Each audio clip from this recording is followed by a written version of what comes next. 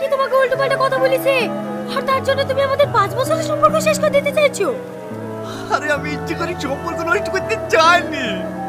ওর সত্যি মানুষের জান কোষ করে আমিও বিশ্বাস করছিলাম না।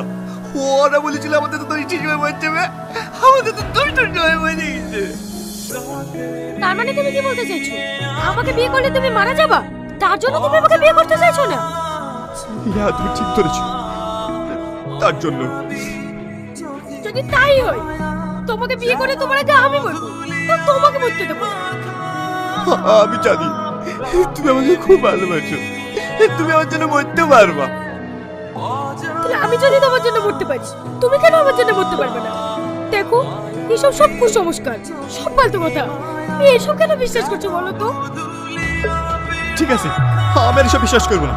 আমি কালকে তোমাকে বিয়ে করবো, তোমার আমাকে বিয়ের ব্যবস্থা করতে বলো। ঠিক আছে এখন চলো।